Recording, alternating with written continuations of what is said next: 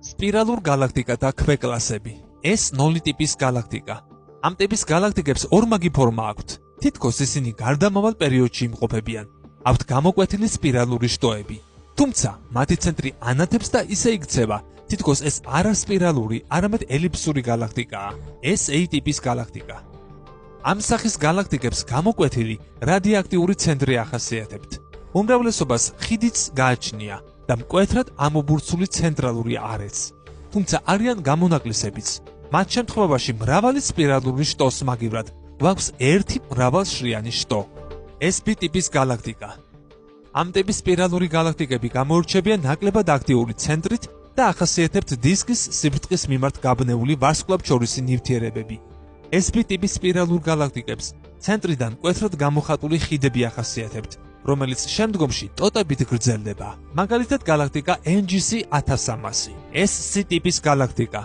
სპირალურ გალაქტიკებს შორის ალბათ ყველაზე ცნობადი ფორმა.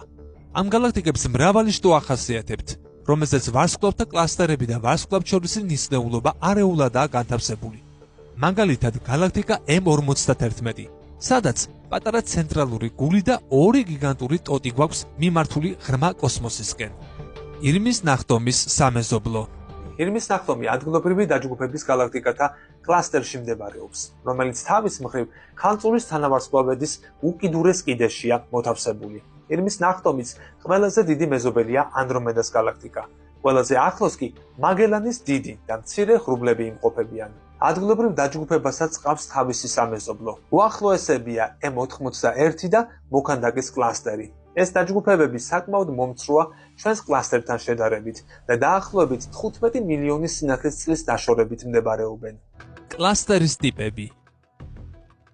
დაჯგუფება ირეგულარული და სფერული კლასტერები შედგება 10-დან 50-მდე გალაქტიკისგან, ხოლო ირეგულარული კლასტერები 1000 ან მეტი გალაქტიკისგან, რომელთა განშნადობა შესაძლოა 10-დან 50 მილიონი სინათლის წელი იყოს.